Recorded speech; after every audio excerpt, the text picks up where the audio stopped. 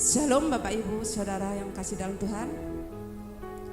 Mari kita mau datang kepada Tuhan. Untuk yang di belakang, saya mohon bangku yang di depan masih kosong. Mari untuk maju ke depan. Kita mau siapkan hati kita. Kita mau masuk dalam hadirat Tuhan. Sebelum kita mau mulai, mari kita bersama-sama datang pada Tuhan. Kita mau berdoa. Terima kasih Bapa yang di surga. Terima kasih Tuhan. Sungguh besar anugerah-Mu Tuhan. Dan betapa dahsyatnya Engkau Tuhan. Hanya Engkau Tuhan yang kami tinggikan. Sebab oleh kuasa darah-Mu Kau telah tebus dosa kami. Oleh kuasa darah-Mu kami dipulihkan. Mengalirlah Roh Kudus tempat ini. Penuhi setiap hati kami Tuhan. Kuasai kami Bapa. Terima kasih Yesus. Terima kasih Tuhan. Engkau sungguh luar biasa buat kami Tuhan. Engkau segala-galanya bagi hidup kami Tuhan. Layakkan kami Bapa. Kuasai kami Tuhan. Pakai kami Tuhan sebagai terima kasih Yesus. Terima kasih. Haleluya, haleluya Yesus. Terima kasih. Haleluya. Amin.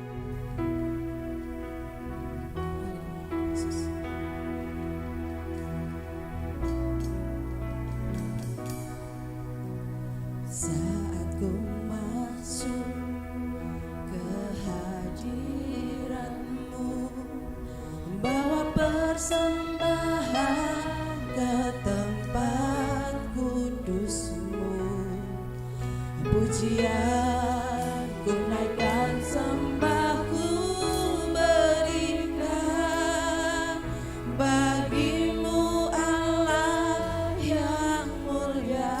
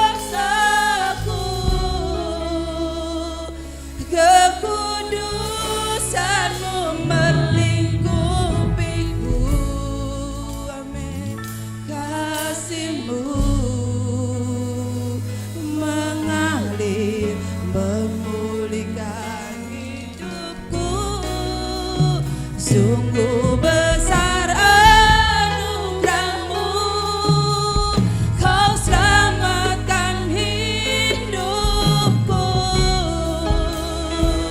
Ku menjadi ciptaan yang baru oleh kuasa darah-Mu.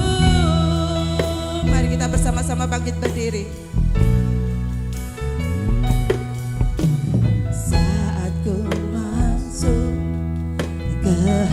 Hadirat-Mu, bawa persembahan ke tempat kudus-Mu, pujian ku naikkan, sembah ku berikan bagi-Mu Allah yang mulia.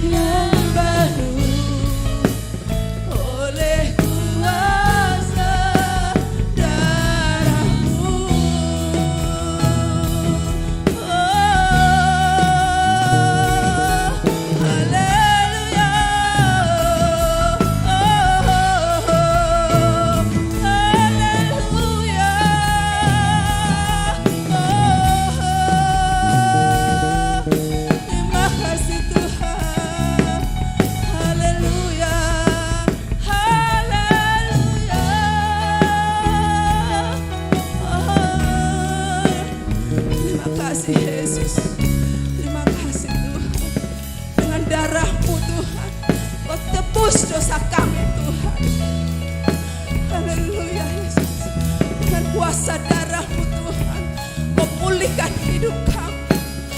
Haleluya. Layakkan kami Tuhan, layakkan kami Yesus. Oh, haleluya Yesus. Haleluya.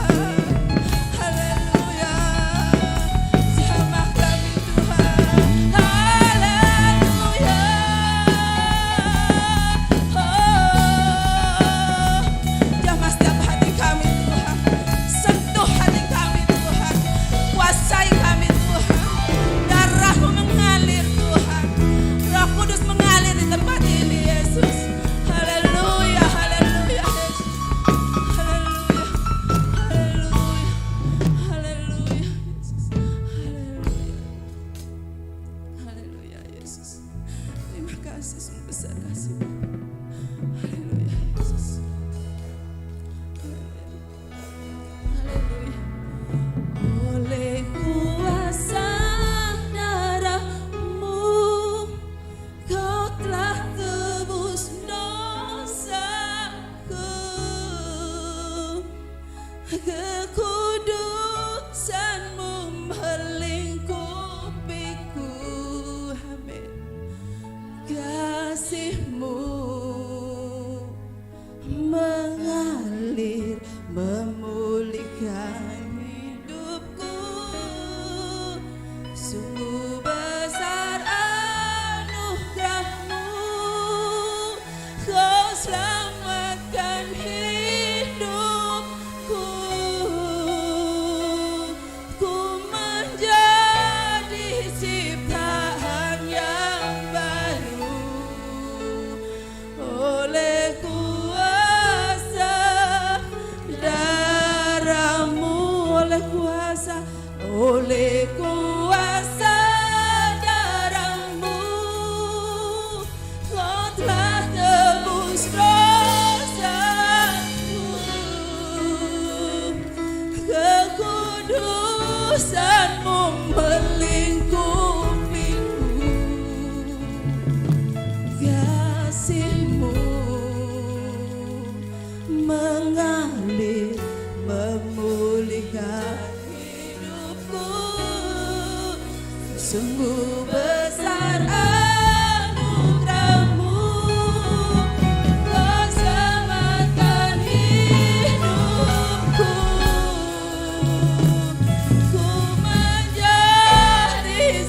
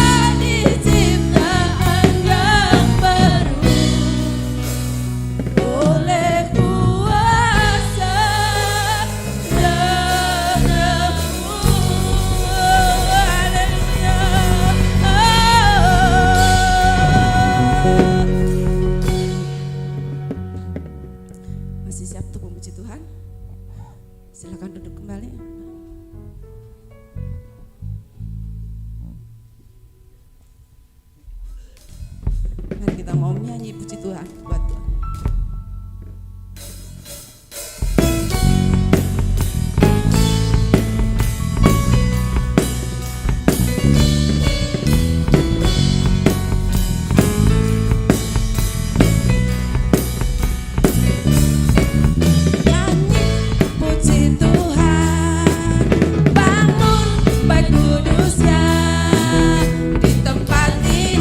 Yesus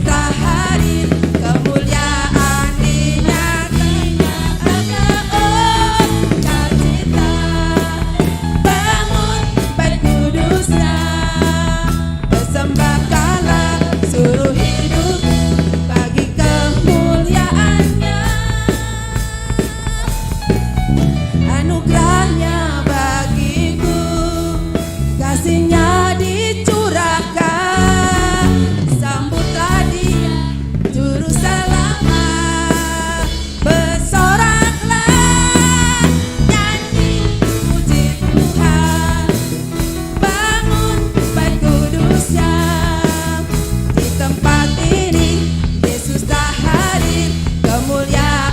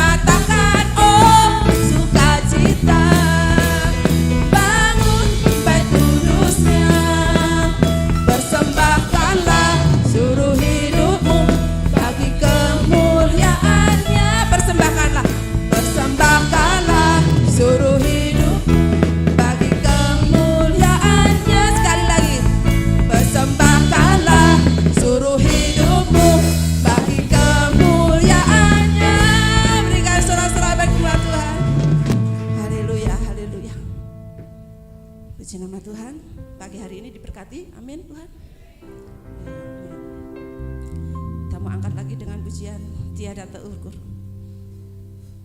Nanti ada saya berikan kesempatan untuk Bapak Ibu yang mau bersaksi untuk mempersiapkan diri. Kita mau angkat dulu dengan pujian tiada terukur.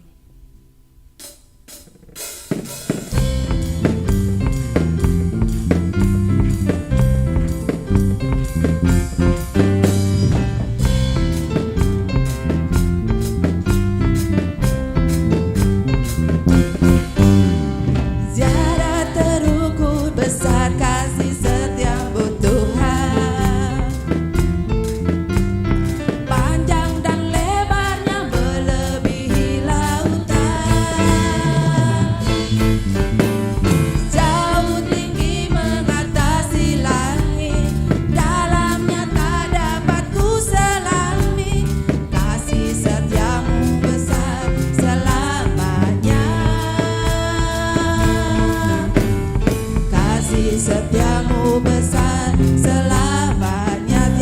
terukur. Tiada terukur besar kasih setiamu Tuhan.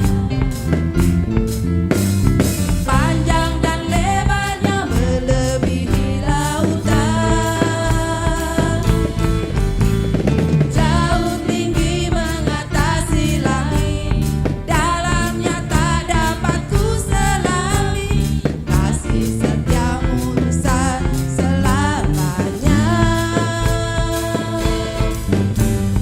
Kasih setiamu besar selamanya.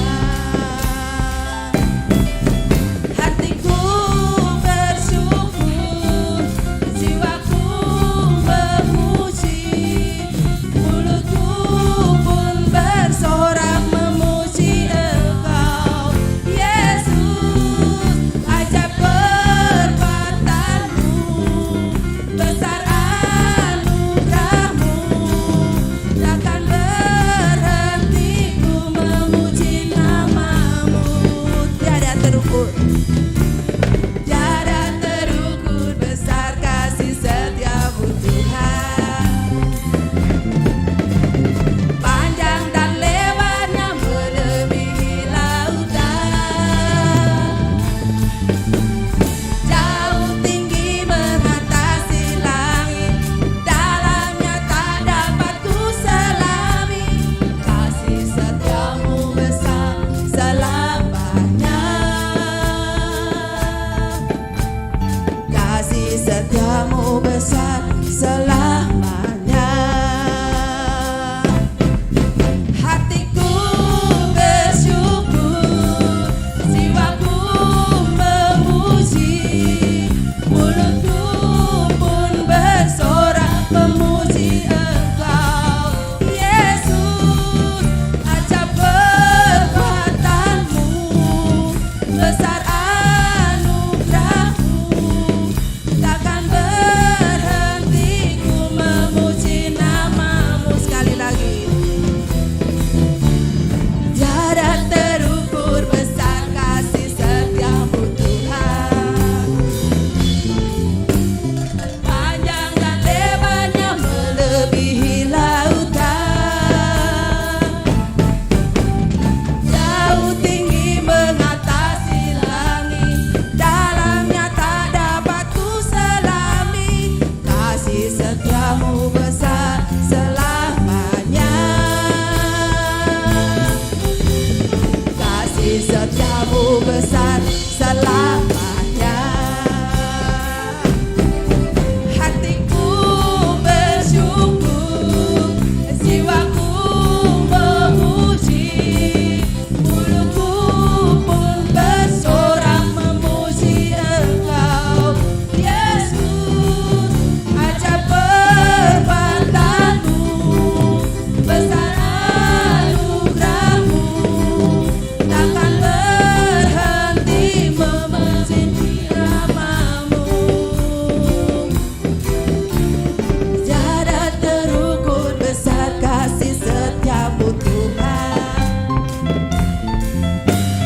Panjang dan lebarnya melebihi lautan. Jauh tinggi mengatasi langit, dalamnya dapat kasih setiamu besar selamanya. Kasih setiamu besar selamanya. Kasih setiamu, kasih setiamu besar selamanya. Kasih setiamu besar selamanya. Amin. Mari silakan. Paham ya Bapak, Ibu? Mari kita mau datang pada Tuhan. Kita siapkan hati kita. Kita mau mendengarkan firman Tuhan. Kita angkat dengan pujian. Kuasa salib-Mu. Kita undang untuk semua bangkit berdiri.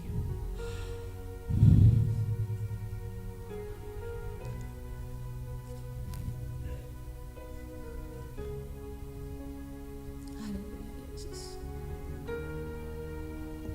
Buka hati kami, jamah kami Yesus. Terima kasih.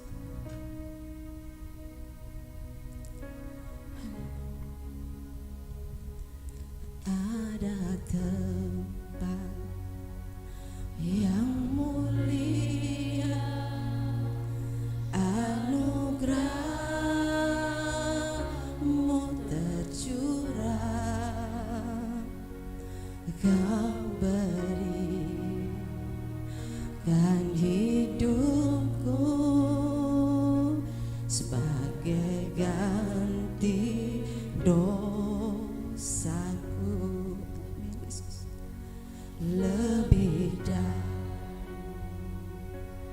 yang kukira, pengampunan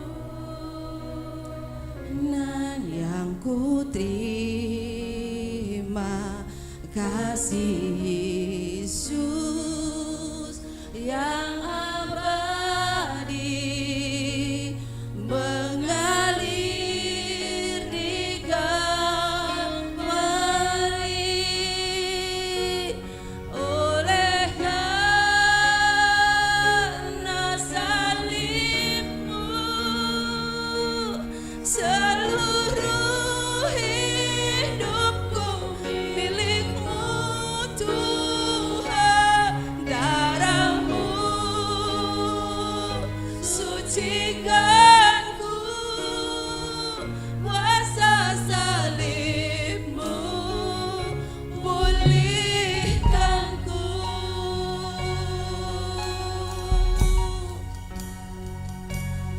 Ada tempat yang mulia, anugerah-Mu tercurah,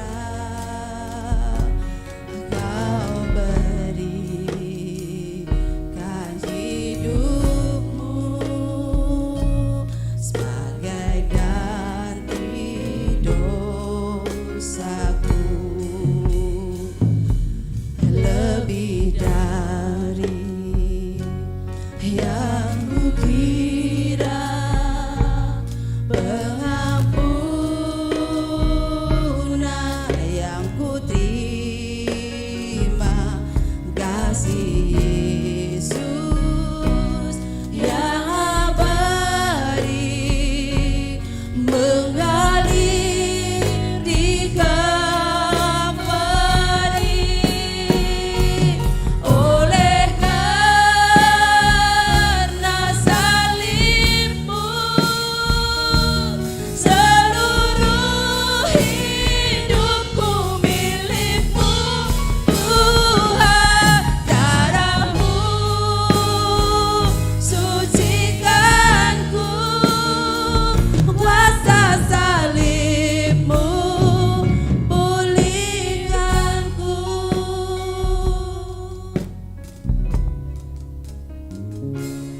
Ada tempat yang mulia, anugerah-Mu Kau berikan hidupmu bagi kami Tuhan. Terima kasih Yesus. Terima kasih Tuhan sebagai ganti dosa kami Yesus. Lebih dari yang kukira, pengampunan yang ku terima, kasih Yesus yang abadi mengalir di Kalvari. Oleh karena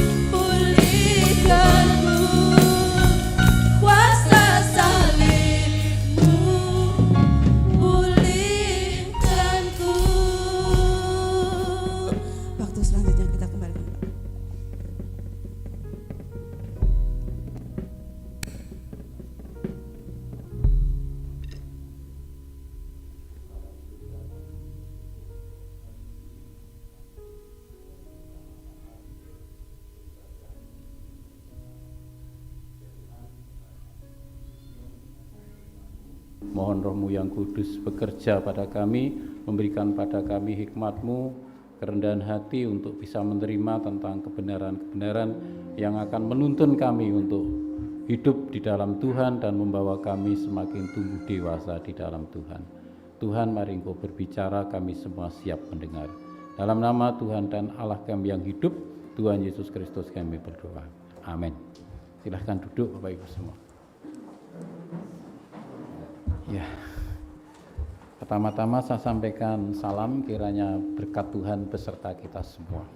Haleluya. Ya Bapak Ibu, kita masih dalam koridor untuk tahun pengabdian tahun ini. Mari kita lupakan semua yang kita hadapi dan mari kita fokus pada firman Tuhan. Karena firman ini akan beri hidup dan menuntun kami dari kita semua dari hari ke hari. Kalau kita tidak hidup dalam firman, di akhir zaman ini iblis bekerja pintar sekali sehingga itu menjadi celah untuk menghancurkan jemaat Tuhan. Mari kita sangat hati-hati sekali dalam seluruh kehidupan kita, pesan saya. Mari kita masuk dalam renungan, mohon kita buka dalam Filipus pasal 2 ayat yang ke-6 dan ke-7. Mari kita melihat tentang hal-hal yang benar yang mungkin membangun kehidupan kita. Ya. Mohon kesabarannya, ini sudah jam 11 kurang 20. Jadi kalau kami ambil waktu 10 menit, 30 menit berarti sampai jam 11.20. Ya. Ya. Filipus pasal 2 ayat 6 dan 7, ya, pasal 6 dulu. Walaupun dalam rupa Allah tidak menganggap kesetaraannya dengan Allah itu sebagai milik yang harus dipertahankan. Ayat yang ke-7. Melainkan telah mengosongkan dirinya sendiri dan mengambil rupa seorang hamba dan menjadi sama dengan manusia. Jawabannya adalah Tuhan Yesus. Sekali lagi, Dia sebenarnya Allah yang penuh dengan kuasa dan kehormatan, yang layak diagungkan, ditinggikan oleh semua makhluk. Karena Dia yang menciptakan langit dan bumi dan yang memiliki seluruh yang ada, baik yang nampak maupun yang tidak nampak, semua di bawah kontrol dan kuasanya. Ada miliknya. Tetapi yang begitu mulia itu datang ke dunia, menjadi manusia dan mengambil rupa seorang hamba. Seorang hamba adalah seorang batur yang sangat rendah, yang tidak dihargai oleh dunia. Siapa yang menghargai seorang batur? Tidak ada. Mungkin panggilannya kalau laki-laki yomin atau kalau wedok yoyemkem dan sebagainya. Tidak yang nama-nama yang modern. Tidak dihargai oleh dunia. Itulah Kristus yang adalah Allah yang harusnya mempertahankan dirinya sebagai Allah yang berkuasa, yang harus dihormati, tapi Dia mau datang ke dunia mengambil rupa manusia dan yang diambil saja seorang hamba. Ya Bapak Ibu, dan Dia menjadi teladan yang sempurna bagi kita. Keteladanan kita bukan teladan orang yang deheb, yang dipuja-puja, yang disanjung-sanjung, tapi adalah orang yang direndahkan oleh dunia ini. Tetapi ada 3 paradok, ada 3 prinsip yang harus kita perhatikan keteladanannya dalam kehidupan sehari-hari. 3 prinsip yang pertama adalah Dia meninggalkan pesan bagi kita bahwa Dia bukan hidup untuk mati, tetapi mati untuk hidup. Orang yang banyak mencari hidup, tetapi Kristus Dia berani hidup untuk mati. Saya teringat seorang jemaat yang tua, setia, dan pada waktu dia bertanya pada saya tentang kekristenan. Karena dia orang Jawa, lalu dia senang menggunakan filsafat Jawa, Mbah Reso. Saya bilang, Mbah, Kristus meninggalkan teladan yang saya sampaikan, Dia mati untuk hidup. Dia jawabnya begini dalam bahasa Jawa. Wah, kalau setuju. wong iku kudune pancen urip sakjroning mati sakjroning urip. Mati sakjroning urip. Hidup untuk mati. Itu filsafat umum. Tetapi Kristus mati untuk hidup. Itu pesan pertama yang ditinggalkan sebagai seorang hamba. Mati untuk hidup. Artinya apa? Sejak manusia jatuh dalam dosa, maka dalam diri manusia itu yang dipikirkan bukan masalah-masalah yang memberikan kehidupan yang dari Allah, tetapi manusia sudah memulai hidup secara materis. Yang ada di dalam pikiran manusia adalah hal-hal yang materis, yang menyenangkan secara daging. Melihat keindahan dunia dan hal-hal yang menyenangkan dalam kehidupan daging. Dan Tuhan Yesus ketika hidup dia katakan apa? Kalau kamu mau mengikut aku hanya ada 2 syarat saja.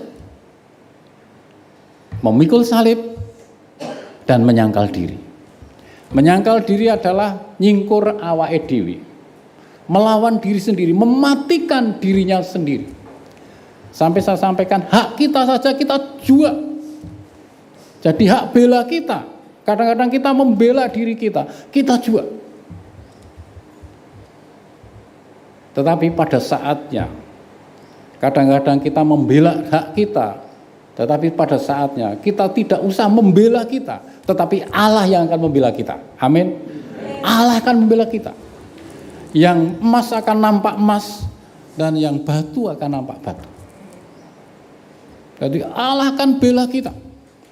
Kadang-kadang kita membela diri kita. Membela diri kita tidak ada kemampuan, tetapi ketika Allah bela kita, sekalipun harus mulai proses penyangkalan diri, pada waktunya akan kelihatan. Dan dalam kehidupan kita harus punya prinsip, Tuhanlah yang semakin nampak dalam hidup kita dan kita yang semakin tidak kelihatan. Itu harus ditanamkan dalam hidup kita sebagai seorang yang dipanggil Tuhan, yang berpunya hati mengabdi kepada Tuhan. Nyingkur awake dhewe, menyangkal diri. Menyangkal diri memang sulit. Karena apa? Kadang-kadang hal yang materi itulah yang tidak bisa untuk menjadi kita menyangkal diri. Bapak Ibu yang dikasihi Tuhan, saya mengenal namanya Paulus dalam kehidupannya, Rasul Paulus. Dia menulis seperti ini dalam kehidupannya. Ini penyangkalan diri yang luar biasa. Dia dalam Korintus dikatakan, memang secara manusia, hidup secara daging semakin lemah, tetapi secara roh diperbarui dari hari ke hari. Di dalam tulisannya, secara duniawi kami mengalami kemerosotan, secara badani mengalami kemerosotan, tetapi secara rohani mengalami pembaruan dari hari ke hari, dari hari ke hari. Saya akan sampaikan sedikit tentang Paulus. Kenapa dia sampaikan demikian? Banyak hal, tetapi saya akan menyorot dari satu sisi saja dari kehidupan Paulus. Sebelum dia menjadi Paulus, namanya adalah Saulus. Dia seorang penganiaya jemaat. Tetapi dia mempunyai kehidupan yang sangat baik di Israel. Karena dia menjadi seorang anggota majelis di situ. Kalau di sini ya seperti lembaga konstitusi negara itu namanya apa itu? Pak Teguh apa? Itu yang sering kalau ada undang-undang diuji di situ. Dia nanti yang meloloskan. Jadi sepertinya dia sangat penting di negara itu. Itu majelis wali negeri namanya dulu. Majelis wali negeri. Jadi setiap keputusan negara harus diuji dulu di situ. Setuju atau tidak. Ini Paulus bekerja di situ. Dan dia sangat terhormat karena dia adalah murid Gamaliel. Kalau di sini jebolan UGM. Jokowi itu jebolan UGM, Ganjar Pranowo jebolan UGM. Itu. Kalau saya cuma SGM. Nah, itu sangat dihormati lembaga ini. Dia jebolan di situ. Sehingga ketika dia bekerja di situ sangat dihormati. Dan penghasilannya cukup tinggi. Jadi secara daging kehidupannya itu mewah, menyenangkan, dan sangat terhormat. Tetapi ketika dia berubah dari Saulus menjadi Paulus, dia tinggalkan itu dunia, dan sekarang dia menjadi hamba Tuhan. Secara daging merosot, tidak punya gaji lagi, tidak dihormati lagi. Kalau dulu dia ada di satu tempat, mungkin ditempatkan di posisi yang paling baik, dan pengacara pun akan mengatakan, yang saya hormati, Bapak Saulus sebagai ketua dari wali negeri ini, dan seterusnya. Sekarang setelah menjadi pengikut Kristus, kalau dia datang, dia tidak lagi yang saya hormati, tapi orang katakan apa? Kayak wong kentir. Lah wong dadi pegawai penak-penak metu keluar. Saiki dadi kere, diusir kalau keluargane. Ora wong bodoh to. Orang wis ngono, kentir. Ya seperti itu. Merosot semuanya. Tetapi Paulus katakan apa? Memang benar secara daging aku merosot, tetapi secara batin diperbarui dari hari ke hari. Luar biasa. Nah, ini prinsip pertama yang ditinggalkan untuk kita. Jangan mempertahankan daging kita, tapi percayalah pembelaan Tuhan. Penghasilannya merosot dan seterusnya, dihormati merosot. Kalau yang paham dengan kesenian Jawa, paham Jawa, di Banyumas ini sangat terkenal tentang siapa? Kamandoko, Lutung Kesaruh. Dia anak putra Pajajaran, dia cari istri, mau cari yang mirip dengan ibunya. Lalu dia berkelana. Lalu setelah itu dia bertapa, si Kamandoko ini. Ya kalau orang Banyumas apal ya. Nah, setelah ada dewa datang, ya saya permohonanmu tak kabulke ya Nger. Tapi kamu tidak harus berwujud, padahal dia sangat tampan sekali yang namanya siapa? Kamandoko. Kira-kira nek ke aku nom yen ya dapukane Kamandoko. Nek ke nemono, tapi setelah tua dapukane ora Kamandoko nek dadi lutung. Itu Kamandoko. Lalu dia kon ngenger nanggone patih sapa Pak Mega. Tetapi terus dia ubahkan setiap malam Kamandoko yang sangat tampan itu dia harus berubah menjadi kera. Tetapi putri anak Pasir Luhur itu punya 7 anak cantik semua. Ya, anake Ratu Pasir Luhur itu ayu-ayu kabeh, siji pun ndak harus ngelek. Ini yang paling ragil namanya Ciptoroso. Walah ini coba luar biasa cantiknya. Cantik sekali menurut cerita. Cantik sekali. Ini si Ciptoroso cantik sekali lah. Lalu dia kepengen memiliki lutung itu yang adalah Kamandoko. Coba bayangkan kalau dia tidak rendah hati, ini dewa piye? Lah wong saya mau cari istri yang cantik kok kon dadi lutung. Sapa sing gelem? Kan seperti itu. Tetapi inilah penyangkalan diri. Inilah yang dia harus menyalibkan dirinya. Ini perintah dewa. Kalau kita, ini perintah firman Allah, kamu harus menyalibkan diri. Dan ternyata berkat di dalamnya. Pada waktu dia sudah dibawa oleh Ciptoroso itu yang cantiknya setengah mati, dia pikir lutung. Dia karena ada di kelanganannya, kalau tidur nangisor tempat tidurnya. Kalau malam berubah menjadi tampan. Kaget. Si Ciptoroso bukan wajib. Ciptoroso kaget. Jadi satria bagus. Ojo kaget dia, jeneng aku sing dadi lutung. Gitu. Ojo kaget. Barang begitu, ya wis. Lalu setiap malam seperti itu, lama-lama dicurigai. Siapa lutung itu? Ketahuan bahwa dia adalah, lalu dikejar-kejar, itulah jadi maling Kamandoko, apa itu gitu. Nah itu ceritanya seperti itu. Bagaimana dia harus berani menerima, harus menjadi seorang lutung, binatang. Dia harus menyangkalkan diri ini adalah yang dikatakan dewa. Iki sing di ngendikake karo dewa, saya harus bisa. Dan dia harus mau, sekalipun dia harus menjadi seekor kera. Tapi kalau dia tidak mau, apakah mendapatkan Ciptoroso? Anak putri dari Pasir Luhur, tidak dapat. Pak Marno yang boleh. Nah inilah yang terjadi. Jadi terimalah itu. Sangkal diri itu kadang-kadang kita harus merasakan yang jelek. Tetapi di balik itu ada berkat Tuhan.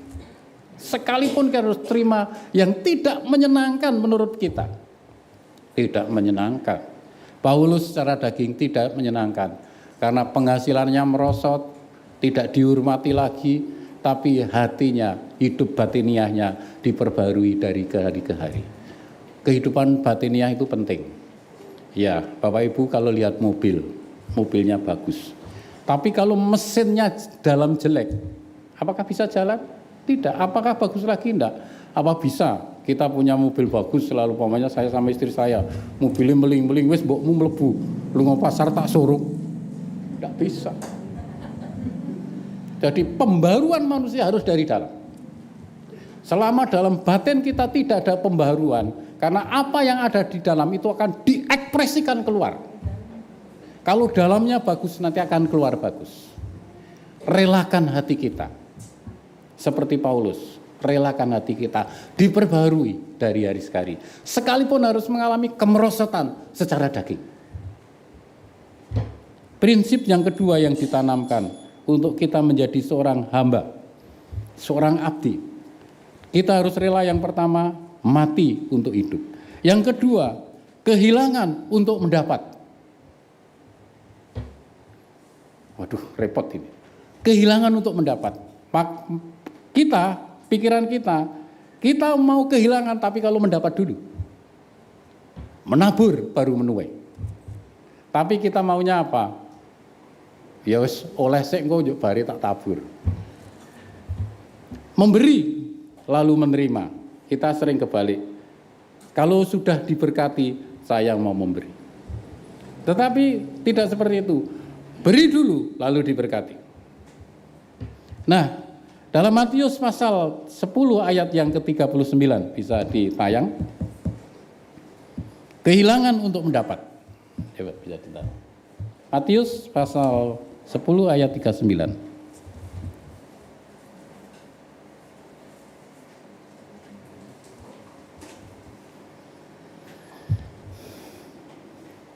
Ya. Perhatikan baik-baik Bapak Ibu semua. Barang siapa mempertahankan nyawanya, ia akan kehilangan apa? Nyawanya. Dan barang siapa kehilangan nyawanya karena aku, ia akan memperolehnya. Kadang-kadang apa? Kita takut kehilangan. Tetapi kalau kita rela kehilangan, kita akan mendapatkannya. Barang siapa yang mempertahankan nyawanya, dia akan kehilangan nyawanya. Tetapi yang rela kehilangan nyawanya akan memperoleh hidup. Dalam bagian lain seperti itu. Saya akan memberikan satu gambaran kehidupan yang terjadi dalam diri ikan. Tukang golek iwak. Ikan yang hidup itu akan sering melawan arus. Tetapi ikan yang mati kendang. Sekalipun kadang-kadang ikan yang hidup pun sering ikut arus, tetapi melawan arus dan kadang-kadang juga ikut arus. Tetapi ikan yang mati yang akan terus ikut arus. Ya. Apa yang dimaksud di sini? Kadang-kadang kita perlu melawan arus. Arus di dunia ini, kalau kita lihat arus di dunia ini, dunia kita semakin materis. Orang berlomba-lomba untuk mencari materis. Tetapi firman Tuhan katakan apa? Carilah dahulu kerajaan Allah. Baru yang lain ditambahkan. Artinya kita harus melawan arus. Melawan dunia ini. Itu kalau mau hidup. Seberapa banyak kita berani melawan arus?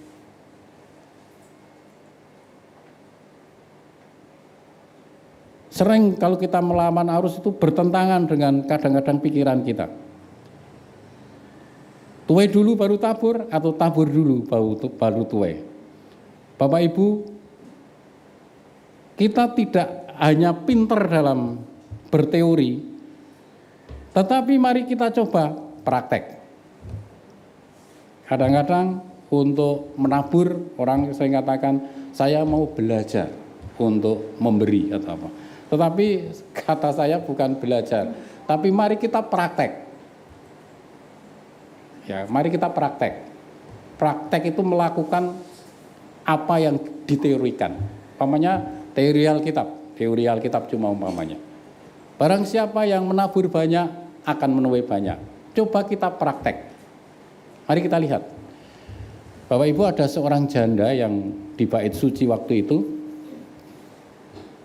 hanya punya 2 peser uang. Kemudian ada banyak orang, lalu Tuhan Yesus katakan, semua apal, janda miskin itu yang memberi yang paling banyak. Karena dia memberikan seluruh hidupnya. Nah, pertanyaannya, mengapa janda itu berani memberikan seluruh hidupnya? Artinya dia mengduwedet ronggelo tok itu diberikan. Pertanyaannya, mengapa dia berani seperti itu? Karena saya yakin dia sudah praktek berulang. Sehingga dia sudah pengalaman, sudah terbiasa mempraktekkan itu. Ternyata ketika dia mempraktekkan seperti itu tidak berkekurangan, tetapi malah berkecukupan. Amin. Itulah yang namanya praktek. Nah, selama ini kita semua baru berwacana, baru berkeinginan, tetapi apakah sudah praktek? Coba praktek dalam segala hal. Namanya, wah saya ingin setia mengikut Tuhan. Coba praktek. Halangannya banyak, tapi praktekkan itu. Saya dulu sekolah di STM itu mesin jurusannya, tapi tidak pernah praktek. Jadi tamat sekolah, waktu kerja, saya pertama kerja di bengkel di Bina Marga, ya bingung. Tidak bisa apa-apa, karena tidak pernah praktek. Tapi setelah praktek baru ngerti. Jadi firman Tuhan perlu kita praktekkan. Jadi itulah, jangan takut kehilangan. Karena ketika kita mau kehilangan, maka kita akan apa? Mendapat.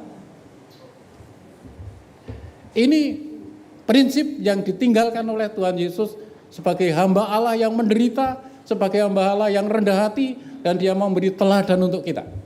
Supaya kita apa? Praktekkan. Ngangel ini praktek. Tapi coba kita praktekkan itu. Ya. Jangan belajar terus, tapi coba praktek. Nanti sampai rumah dipikir-pikir, mau praktek apa gitu. Mau praktek. Praktek. Tenang. Dan ini saya bukan seperti nyanyian, tapi saya juga sudah praktek. Jadi mempraktekkan, dan bukan hanya setahun 2 tahun, bertahun-tahun. Dan ternyata setelah praktek hasilnya ya kelihatan, bisa dirasakan. Artinya dipelihara Tuhan, itu praktek. Yang terakhir, masih 10 menit. Yang terakhir. Yang pertama tadi, mati untuk apa? Hidup. Yang kedua, kehilangan untuk mendapatkan. Yang ketiga adalah melayani untuk memimpin. Jadi pemimpin itu adalah pelayan. Jadi kalau kita menjadi pemimpin yang paling kecil pun, kita adalah pelayan. Bapak Ibu, kalau kita melihat di negara kita, Pak, saya umpamakan yang paling sederhana. PNS bukan Poniso, pegawai negeri sipil. Karena saya dulu di Pasar Walidono kok enak itu dadi PNS. Ora kok. Akeh sing baru PNS. Ora kok ngeyel karo Poniso. Dadi disingkat Poniso. Jadi jenenge Poniso kan disingkat PNS itu. Jadi Bapak Ibu, PNS adalah abdi negara, tetapi dia adalah pelayan masyarakat. Saya adalah abdi Allah, tetapi melayani jemaat. Abdi Tuhan. Kalau PNS, abdi negara. Korpri. Saya adalah abdi negara, jadi hamba-hamba Tuhan abdi negara. Jadi kita melayani, pemimpin adalah melayani. Tuhan Yesus sendiri datang, dia katakan apa? Aku datang bukan untuk dilayani, tetapi untuk apa? Melayani. Tanamkan dalam diri kita. Melayani, orang yang melayani itu menjadi hamba, menjadi batur, dulos. Dia harus rela mencuci kaki murid kalau Tuhan Yesus. Kita harus rela serendah-rendahnya, dihina, diapal-kapal pun kita rela harus terima. Tetapi Allah akan menjadi pembela kita. Itu. Nah Bapak Ibu, saya teringat beberapa waktu lalu di TV adalah demo Kades. Seluruh Indonesia kumpul dalam demo itu. Yang diperjuangkan apa? Minta jabatannya menjadi 9 tahun. Apakah itu abdi masyarakat? Harusnya yang diperjuangkan adalah apa? Pak DPR ini aspirasi rakyat, kenapa subsidi pupuk kok semakin tidak ada? Padahal kita perlu berswasembada pangan. Kita perlu, negara ini perlu berdaulat tentang pangan. Pripun ini nasib rakyat kula sing tani-tani kok hasilnya setitik. Mereka miskin semua. Tidak pernah disuarakan. Kalau abdi sebenarnya yang diperjuangkan adalah yang dilayani. Nanti dari situlah dia akan mendapat berkat. Kalau sudah berbicara dirinya sendiri itu bukan pemimpin yang baik sebetulnya. Bukan. Harusnya seperti itu. Ya. Tapi dia harus perjuangkan soalnya kepentingan rakyat. Masih banyak. Bukan hanya masalah petani, masalah pembangunan infrastruktur, masalah apa, banyak sekali. Dan negara juga akan memikirkan nasibnya para pegawai itu. Karena dia abdi penyelenggara negara. Pasti diperhatikan. Ya seperti saya hamba Tuhan, kalau saya melayani jemaat dengan baik, Tuhan yang akan memperhatikan. Cara Tuhan memelihara itu banyak caranya. Oke, percaya atau enggak? Saya pernah diberkati Tuhan karena nopong padu. Benar. Sampai sekarang berkat. Karena ada wong padu. Waktu dia padu, dia datang ke sini. Waktu tak cerita ya, cerita. Nek ora tak critake wetengku loro. Aku udele dawa. Ya ora. Itu jenate Pak Arno. Betul. Akhirnya apa? Setelah cerita saya dengar, lalu akhirnya apa? Wis kene aku tangono duit 500.000. Aku nggarap sawah milio gitu. Bengkok. Bener lurah udah meninggal. Dulu fanatik, tapi setelah kenal dengan saya, bahkan tanya istri saya itu. Dulu kalau cerita dengan orang, wong kena mlebu nang nggon gereja, sikil kiwa dikik. Sikil tangan kiri. Pincang. Seperti itu, tetapi setelah kenal baik ora kiwa ratengan pokoknya mlebu. Itu. Jadi bagus. Akhirnya dia ya bukan pinjam uang tapi padha adol sawah. Setelah itu saya baru nggarap sawah di desa ini. Bengkok. Lalu kono milih kok ndi sing apik? Ya aku takon karo Mbah Putih, Mbah. Kono wis digarap, Mbah. Sudi sing apik ndi kowe pinggir kalen rada amba penak garapane. Ya garap. Sampai selesai dia menjadi lurah. Saya nggarap terus, bayar. Sampai selesai. Sampai bisa menolong saya pakai untuk pelayanan sampai sekarang, artinya itu berkembang terus. Rahasianya memang saya punya manajemen yang tidak baik, tapi kalau hal-hal yang konsumtif saya tidak terlalu tertarik. Jadi senang mengembangkan hal yang produktif. Jadi begitu panen ora tak tukok ke TV, ora kembangkan dulu. Saya ingat dulu anak saya itu mau belikan TV buat saya. Waktu TV ini sama Pak, aku kok rasa. Kan didit piro. Yang duwe. Ini jaluk 4 juta waktu. Waktu berapa? Udah tak pakai modal untuk usaha, nanti kamu dapat hasil. Puter untuk usaha sampai dia mau nikah karena biayanya banyak. Udah berkembang menjadi banyak. Saya bisa dapat hasil juga dari situ. Untuk melayani. Gitu. Jadi itulah orang yang sulaya pun bisa dipakai oleh Tuhan menjadi saluran berkat. Sampai sekarang. Jadi jangan pikir ada orang yang berpikir oh saya itu punya tunjangan yang besar dari yayasan. Yayasan mana? Saya tidak bergabung dengan yayasan mana. Ya dari Tuhanlah yang memberikan. Kalau kita melayani dengan baik, kalau abdi negara melayani masyarakat dengan baik, maka negara akan memikirkan nasibnya. Demikian juga kalau kita adalah hamba-hamba Tuhan mau melayani Tuhan dengan baik, Tuhan akan memikirkan nasib kita. Dia yang akan mereka-rekakan yang terbaik untuk kita. Direka-rekake, piye isane hidupmu itu bisa baik, direka-reka oleh Allah. Sekalipun situasi sulit, tetapi Allah akan mereka-rekakan kita untuk kebaikan. Direko-reko gitu, ento-ento piye bisane orang-orang yang melayani aku ini, siapapun, termasuk jemaat yang setia dalam melayani, yang mengambil bagian dalam pengabdian bentuknya apapun itu direka-rekakan yang baik oleh Tuhan. Masing-masing sudah diberi untuk bagian pengabdian. Ada yang bagiannya resik-resik, ada yang angkut-angkut, ya kayak Mbah Cip dulu tukang angkut-angkut, itu bagian dari pengabdian mereka. Ya, itu harus dihargai siapapun juga. Ya, yang ibu-ibu punya pengabdian tersendiri juga, bapak-bapak punya pengabdian tersendiri juga. Semua ada reka-reka yang baik dari Tuhan.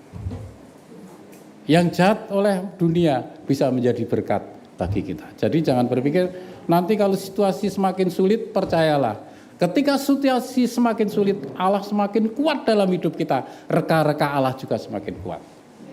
Jangan khawatir, direka-rekakan yang baik. Nurut saja dengan Tuhan. Sekali lagi 3 hal penting sebelum kita akan mengakhiri, pas tengah jam. 3 hal penting. Sekali lagi diingat-ingat pesan daripada Tuhan untuk menjadi abdi-abdi Allah. Pengabdian kita kepada Tuhan. Mati untuk hidup. Kehilangan untuk mendapat. Melayani untuk memimpin. Ingat-ingat baik-baik. Tuhan kiranya memberkati kita. Mari kita undang untuk yang melayani perjamuan kudus untuk maju ke depan.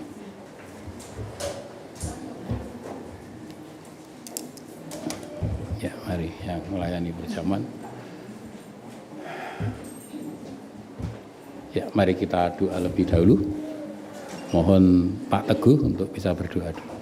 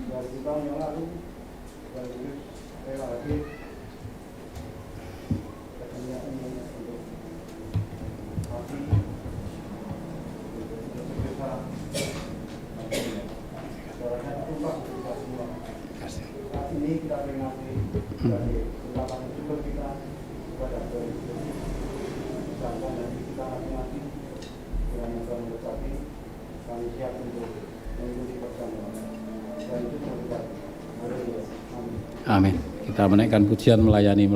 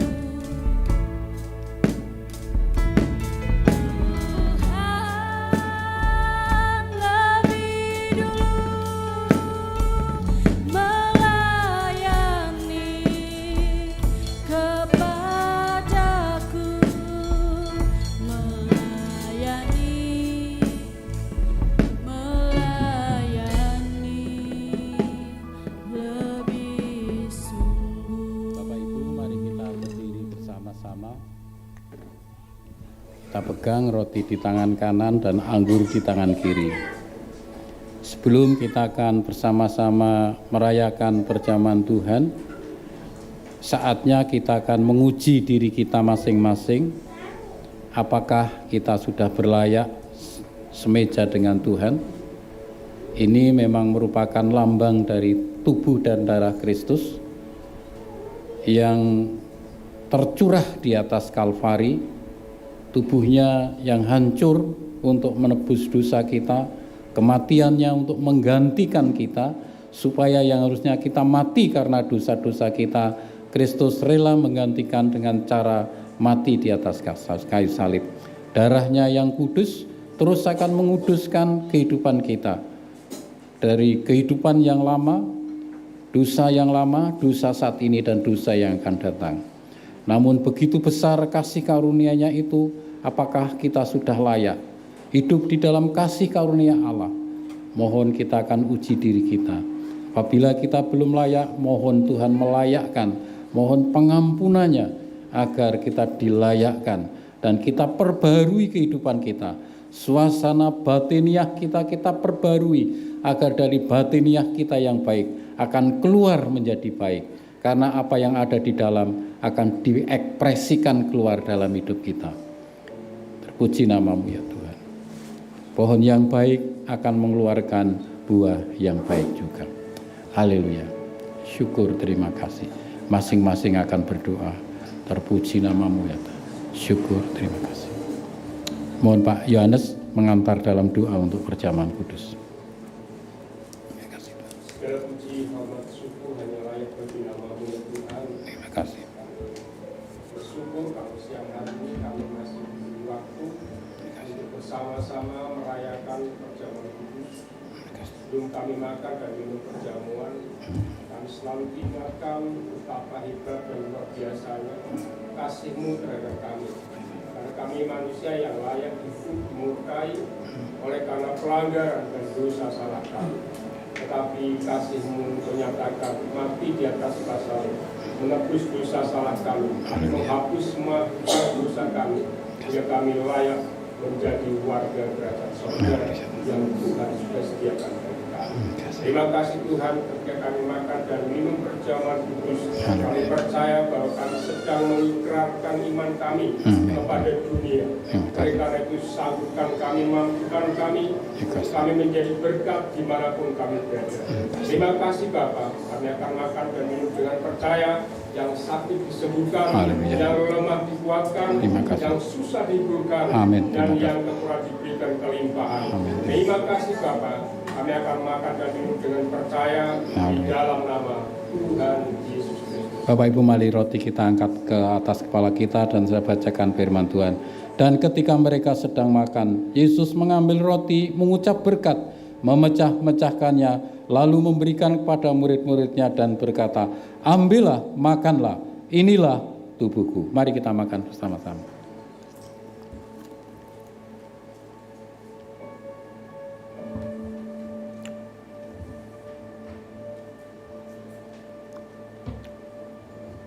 Cawan kita ke tangan kanan, kita pindahkan ke tangan kanan, kita angkat dan saya bacakan ayat berikutnya.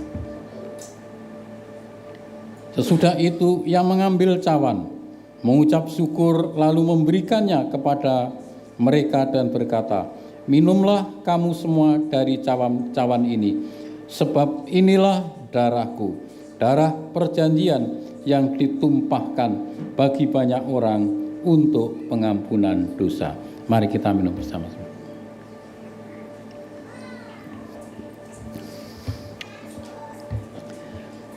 Bapak Ibu, mari kita datang ke dunia pada Tuhan. Kita menaikkan pujian, Dia terlebih besar, Dia terlebih besar. Dia terlebih besar. Dia terlebih besar.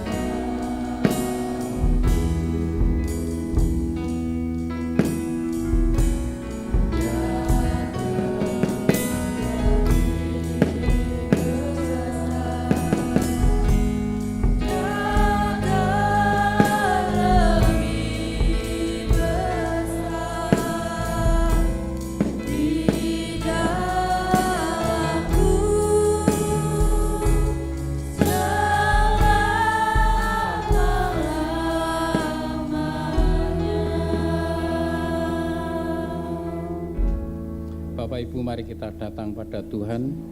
Katakan Dia yang lebih besar, dan Dia menjadi besar dalam hidup kita, dan kita yang semakin menjadi kecil dan bahkan tidak kelihatan, tapi Dia yang semakin nampak. Agar kehidupan kita juga hari lepas hari Kristus yang semakin nampak, dan kita akan terus diproses sampai serupa dengan gambarannya, agar pada waktunya nanti, pada saatnya sangkakala Allah dibunyikan, Tuhan Yesus datang yang kedua kalinya, kita ditemukan dalam keadaan tidak bercacat, tapi boleh segambar dengan gambaran Allah sendiri di dalam Kristus Yesus Tuhan kita. Kita naikkan dengan setengah suara sekali lagi, lalu kita akan berdoa.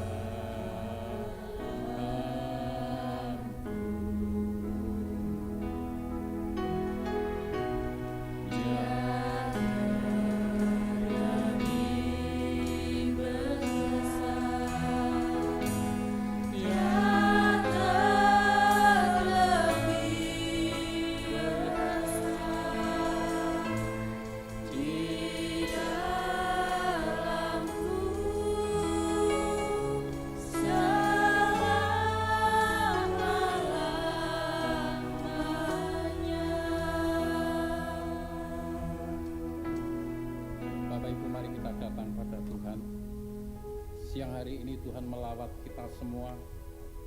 Setiap pribadi akan dilawat oleh Tuhan, dan Dia ingin agar hidup kita diperbaharui, batiniah kita diperbaharui, agar kehidupan kita semakin menampakkan Kristus dalam hidup kita, dan keakuan kita akan dipatahkan, dibersihkan oleh karena kuasa firman Tuhan.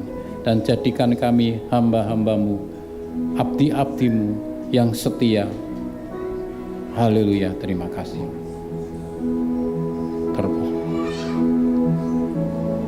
Haleluya. Bapa di surga, kami menaikkan syukur pagi hari ini, kalau kami masih diberi kesempatan untuk merayakan perjamuan Tuhan, mengingat kembali akan pengorbanan-Mu di atas kayu salib, sehingga kami sudah ditebus dari dosa-dosa kami. Bahkan kami dibebaskan dari pengaruh dan belenggu-belenggu dosa, beroleh anugerah keselamatan di dalam Tuhan Yesus Kristus. Kami juga bersyukur karena Tuhan sudah menyediakan tempat yang kekal bagi kami. Kami syukuri semua adalah kasih karunia yang Tuhan anugerahkan dalam hidup kami. Terima kasih Tuhan, lebih daripada itu, Tuhan terus mereka-rekakan yang baik untuk kita. Tuhan mereka-rekakan yang baik untuk kami semua. Walaupun kadang-kadang kami sering melukai hati Tuhan, kami sering mendukakan roh Tuhan, namun Tuhan tetap setia kepada kami. Kami orang yang lemah, kami orang yang sering melakukan kejahatan, Tuhan tetap mengasihi kami. Untuk itu Tuhan, kami mohon kepadamu, kiranya Tuhan menolong kami dimampukan untuk hidup berdiri di atas Tuhan, untuk kami hidup menjadi saksi Tuhan yang hidup, dan untuk mengasihi sesama kami, untuk saling mengasihi satu dengan yang lain, dan bahkan musuh kami sekalipun kami mengasihi. Untuk itu Tuhan, tolonglah kami ya Tuhan yang lemah ini, beri kami kemampuan, kekuatan untuk sanggup melakukan seperti yang Tuhan mau. Terima kasih ya Tuhan, terima kasih. Berkati seluruh jemaat-Mu yang hadir, berkati kami semua, agar ketika kami selesai merayakan perjamuan Tuhan pada hari ini, kami pulang dengan sukacita, kami pulang dengan damai sejahtera, dan kami pulang dengan hati yang diperbarui. Terpuji-puji nama-Mu ya Tuhan. Dalam nama Tuhan kami, Allah kami, Tuhan Yesus Kristus kami berdoa. Haleluya, haleluya, amin. Silakan duduk. Ya, kita memberi persembahan lebih dahulu, menaikkan pujian datang ke hadirat Tuhan dan persembahan dijalankan.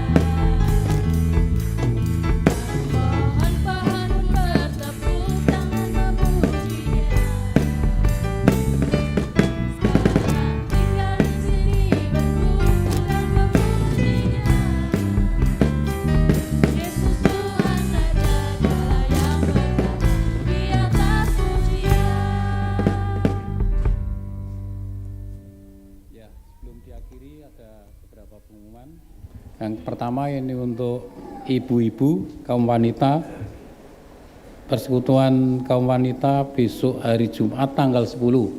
Tanggal 10. Biasanya jam berapa? Jam 3 ya? Ya jam 3. Nanti yang jauh-jauh kalau butuh transportasi ada jemputan.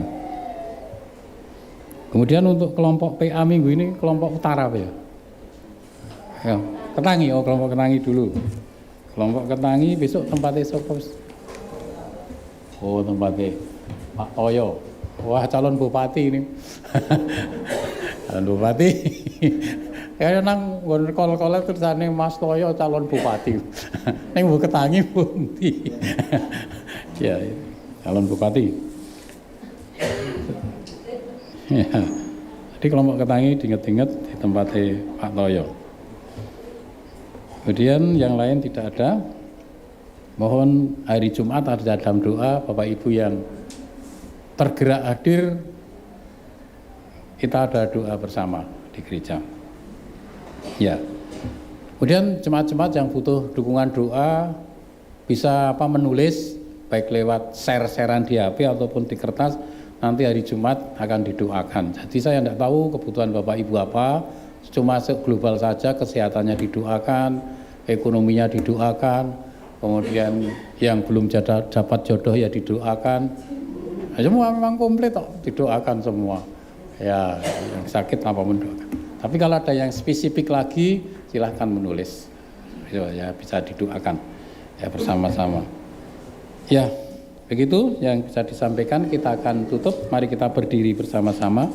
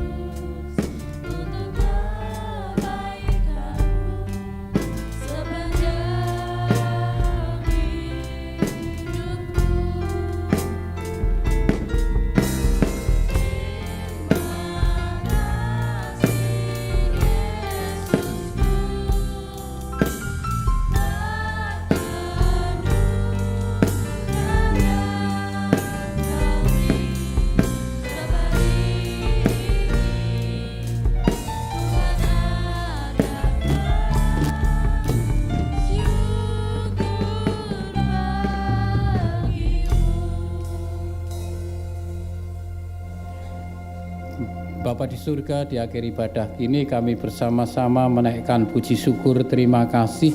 Tuhan sudah melawat memberkati kami semua, sehingga setiap kami yang hadir hari ini sudah diberkati oleh Tuhan. Sebentar kami akan pulang meninggalkan tempat ini ke rumah kami masing-masing. Pulangkan kami dengan sukacita, pulangkan kami dengan damai sejahtera.